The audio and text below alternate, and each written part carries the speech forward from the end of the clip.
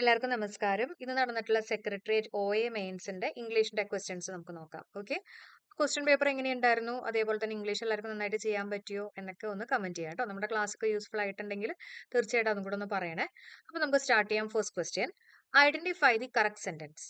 Okay, ഇതിൽ നമുക്ക് 4 options കൊടുത്തിട്ടുണ്ട്. ഇതിൽ ഏതാണ് കറക്റ്റ് സെന്റൻസ് ആയിട്ട് നമ്മൾ പറയുക?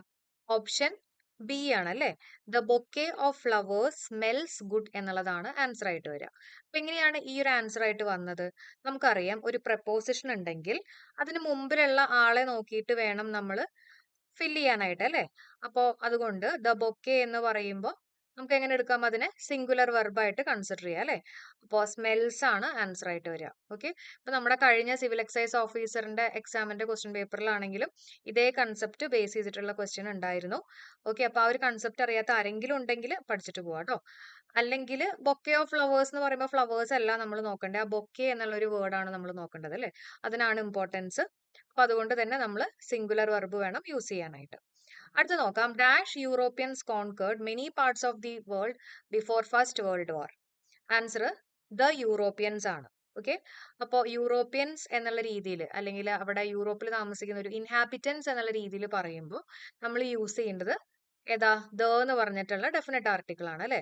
ദ ഇംഗ്ലീഷ് എന്ന് പറഞ്ഞാൽ ഇംഗ്ലീഷുകാര്. അതേസമയം ഇംഗ്ലീഷ് ഒരു ലാംഗ്വേജ് ആയിട്ട് പറയുമ്പോൾ നമ്മൾ അവിടെ ആർട്ടിക്കിൾ ഒന്നും യൂസ് ചെയ്യണ്ട. ഇതൊക്കെ പഠിപ്പിച്ചിട്ടുള്ള കാര്യങ്ങളാണ്. ഓക്കെ, അതും എളുപ്പമായിട്ടുള്ള ഒരു ചോദ്യം തന്നെയായിരുന്നു. അടുത്ത, none of the boys have finish the homework. Question കിട്ടിക്കഴിയുമ്പോൾ എഴുതി വെക്കുക നെഗറ്റീവ് പോസിറ്റീവ് എന്നുള്ള കാര്യം ആദ്യം എഴുതി വെക്കുക. ഓക്കെ, ഇനി ഹാവ് ഫിനിഷ്ഡ്, ഹാവിന് ശേഷം V3 ഫോം ഉണ്ട്. അപ്പൊ അതുകൊണ്ട് തന്നെ നമുക്ക് എന്ത് യൂസ് ചെയ്യാം? ഹാവ് തന്നെ എടുക്കാം അല്ലെ? ഹാവിന് ശേഷം V3 ഫോം ഉണ്ടെങ്കിൽ ഹാവ് തന്നെ എടുക്കാം. പിന്നെ പോസിറ്റീവ് ആയതുകൊണ്ട് തന്നെ ഹാവ് ദേ ആണ് നമ്മുടെ ആൻസർ ആയിട്ട് വരിക അല്ലെ? നൺ ഓഫ് ഒക്കെ വരുമ്പോൾ നമ്മൾ ദേ എന്നുള്ള വേർഡാണ് യൂസ് ചെയ്യുക. If it rains tomorrow we dash at home. If കണ്ടീഷനിലെ ഫസ്റ്റ് കണ്ടീഷൻ ആണല്ലേ ഇഫ് ഇറ്റ് റെയിൻസ് ടുമാറോ. അപ്പൊ ഈ ഒരു ഭാഗത്ത് എന്ത് വരും? വില്ല് പ്ലസ് V1 ഫോം വരും അല്ലെ?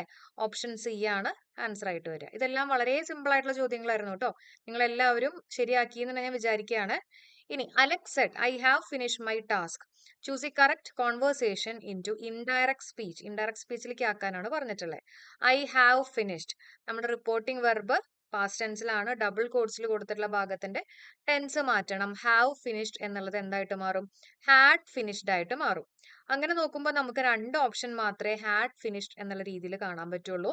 അപ്പൊ I have finish my task എന്നുള്ളത് വേറൊരാളോട് പറയുമ്പോൾ ഹി ഹാഡ് ഫിനിഷ്ഡ് എന്നുള്ള രീതിയിലാണ് പറയുക. അതുകൊണ്ട് തന്നെ നമ്മുടെ answer it is option D ആണ് കേട്ടോ.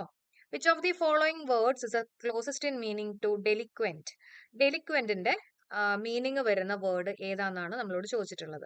ആൻസർ ക്രിമിനൽ ആണ്. ഡെലിക്വന്റ് എന്ന് പറഞ്ഞാൽ കുറച്ച് ഇലീഗൽ കാര്യങ്ങൾ ചെയ്യുന്ന ഒരു യൂത്തിനെയൊക്കെ നമുക്ക് അങ്ങനെ പറയാം കേട്ടോ. അപ്പൊ ക്രിമിനൽ ആണ് ഇവിടുത്തെ ആൻസർ ആയിട്ട് വരുന്നത്. ഓക്കെ, ഇനി സെലക്ട് ദി ആന്റണിം ഓഫ് ഡെറിലിക്ട്. ഡെറിലിക്ട് എന്നുള്ള വാക്ക് നമ്മുടെ SCERT-യിലുള്ള ഒരു വാക്കാണ് ഡെറിലിക്ട് കേട്ടോ.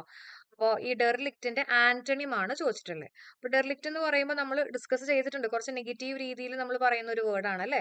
അതായത് എന്താ പറയാ, ഉപേക്ഷിക്കപ്പെട്ട എന്നൊക്കെ ഒരു മീനിങ് ആണ് അവിടെ വരുന്നത്.